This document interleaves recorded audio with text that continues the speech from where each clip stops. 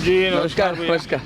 कैसे हैं प्रधानमंत्री जी? ठीक है, मजदूरी कर रहे हैं। नहीं, आप इतना आजकल घूम रहे हैं और बहुत कैंपेनिंग बहुत इंटेंस है इस बार आपकी। वैसे हर चुनाव में करते हैं, कोई ज़्यादा अलग से कर रहे हैं ऐसा तो नहीं है। पर इस बार रोड शोज बहुत है आपके। ज़्यादातर हमने देखा हुआ कि क्या है जी कि शाम को हमारा एक प्रॉब्लम ये है, जी ये हेलीकॉप्टर का प्रॉब्लम ये है कि सूर्यास्त के पहले आपको लास्ट डेस्टिनेशन लैंड छोड़ना करना पड़ता पड़ता है जी। है। उसके बाद एक्चुअली कैंपेन के लिए 3-4 घंटे का सही समय होता है। अब वो मेरे जैसे को काम नहीं आता है, क्योंकि मेरे लिए तो फिर उसमें से मैंने एक रास्ता खोजा जी कि जहाँ मेरा डेस्टिनेशन ख़त्म हो जाता है तो मैं एक स्थान पे रोड शो कर लूँगा, तो एक एक्स्ट्रा कार्यक्रम मेरा। प्रधानमंत्री जी, मैंने जो ऑब्जर्व किया आपको, आप बहुत मास कांटेक्ट 1-to-1 कांटेक्ट करते हैं जब आप जाते हैं। मैंने देखा अहमदाबाद में एक बुजुर्ग महिला ने आके राखी भी लगाई है आपको वहाँ। जी। तो उस तरह का कांटेक्ट जो है वो रैली से ज़्यादा इन रोड शोज में भी होता होगा। वैसे रैली में भी अनुभव आता है, रोड शो में सिक्योरिटी के मर्यादाएं रहती हैं, जी तो मैं ज़्यादा उनको एड्रेस नहीं कर पाता हूँ, लेकिन मैं देख लेता हूँ कि हाँ यार कोई खड़ा है, कोई चाहता है। जैसे कुछ बच्चे आजकल पेंटिंग बना के लाते हैं, ले आते हैं। हाँ, लेकिन उनके समाधान के लिए मेरा मन करता है कि मैं उनको ले लूँ। अगर एड्रेस है तो मैं चिट्ठी लिखता हूँ बच्चों को। जी हाँ। तो मोदी जी, ये कैंपेन मैं तो आपको बहुत सालों से फॉलो कर रहा हूँ, ये कैंपेन में कुछ अलग आपको लग रहा है पिछले 2014 या 9? और माहौल की बात जो होते हैं, इंटरव्यू से पहले पूछना चाहूँगा, ओवरऑल माहौल कैसा लग रहा है आपको इस बार? देखिए 2014 के चुनाव में जब मैं गया जी तो देश मुझे जानता नहीं था। मैंने थोड़ा बहुत मीडिया से जानता था, और मैं गुजरात में काम करता हूँ, उतना ही पता था उनको। जी उनको ये मालूम तो था नहीं भाई एक्चुअली क्या है, तो लोगों की क्यूरियोसिटी बहुत थी। जी तो 2014 में मैं देखता था, मैं जो चीज़ कहता था उसको वो बहुत ही एक प्रकार से नापने की कोशिश करता है, ऐसा मुझे उनकी आंखों से दिखता था अच्छा कि ये क्या, ये हो सकता है क्या, ये संभव है क्या, क्योंकि उन्होंने ऐसा कभी देखा नहीं था। जी जी जी जी तो उनके लिए सब नयापन था। 2019 में गया जी तो मैंने देखा कि एक बड़ा विश्वास का नज़र जाता था। उनको लग रहा है यार आदमी 14 में जो कहता था 5 साल उसने डिलीवर किया। बर्बाद नहीं किए। जी उसने लगातार जो कहता था उसको करने का प्रयास किया। जी लोग मुझे इस बात पे जज नहीं करते थे कि हुआ या नहीं हुआ, पूरा हुआ या आधा हुआ, लेकिन ये जज करते थे कि दिशा सही है कि नहीं, प्रयास ईमानदारी से हो रहा है कि नहीं, और मेहनत करने में कोई कमी है क्या। जी और इन सारी कसौटियों पे देश ने कम से कम मुझे पॉजिटिव पाया।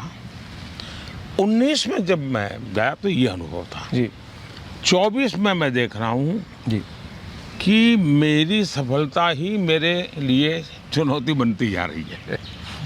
सफलता इसलिए चुनौती बनती जा रही है कि उनको लगता है यार ये 14 में कहता था, देखिए 19 में यहाँ तक गया, 19 में कहता था यहाँ तक गया। अब उनको अपेक्षाएं रोज़मर्रा की ज़िंदगी की बहुत कम है। अब सामान्य हिंदुस्तानी मानता है कि हमारा देश पीछे नहीं होना चाहिए, हमारा देश अब आधुनिक होना चाहिए, हमारे देश में वैज्ञानिकता होनी चाहिए। ये सामान्य मानवीय की सोच है जी, और वो एडप्ट करता है।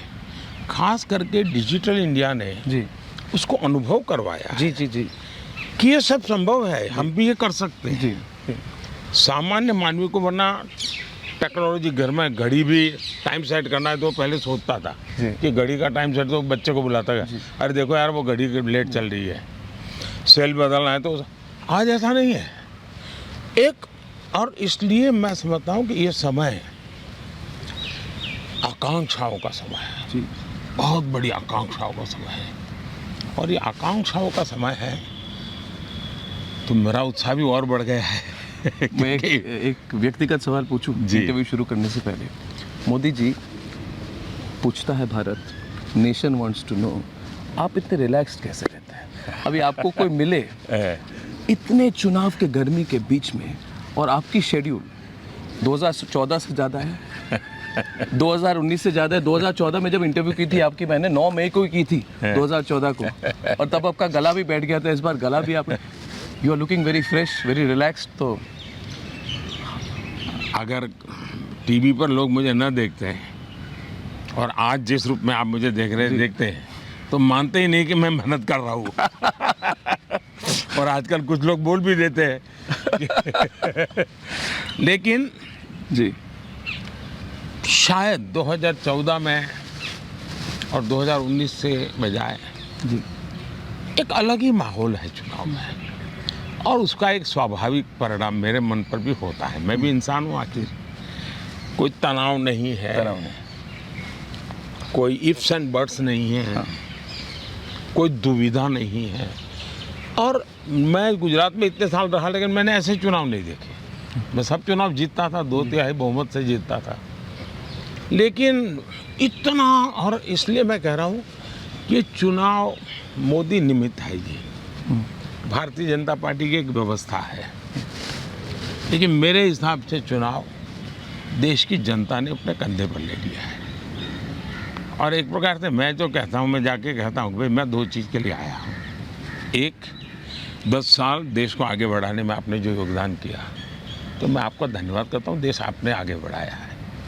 और दूसरा मैं कहता हूँ कि मुझे आशीर्वाद चाहिए, क्योंकि हमें अब इस गति को रुकने नहीं देना है। जी, हमें इसको मेंटेन रखना है। नई ऊंचाइयों को पार करना है। जी, बिल्कुल। हमें गति भी बढ़ानी है, स्पीड भी बढ़ानी है, स्केल भी बढ़ाना है, और स्कोप का तो जहाँ तक सवाल है, स्काई इज़ द लिमिट, जो डेफिनेशन है, जो बोला जाता है स्काई इज़ द लिमिट, मैं समझता हूँ भारत के लिए उससे भी आगे बहुत कुछ है। हाँ, बहुत बढ़िया। मोदी जी, अभी इंटरव्यू के लिए चलें? चलिए भाई। जी, बहुत अच्छा लग रहा है आपको मिलकर, और आपने रिलैक्स लग रहे हैं।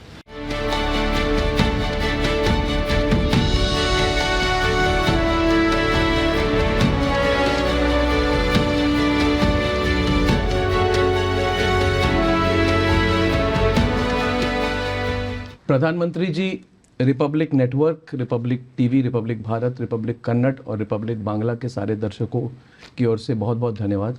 आज ये मौका मिला है हमें 3rd और 4th फेज़ कैंपेनिंग के बीच में आपसे बात करने के लिए, तो कोशिश करेंगे जितना कवर करें। बट पहले तो बहुत बहुत धन्यवाद, आपकी इतनी बिजी शेड्यूल में आपने हमें समय दिया है आज। आपके सभी दर्शकों को भी और आपकी टीम को भी मेरा बहुत बहुत नमस्कार।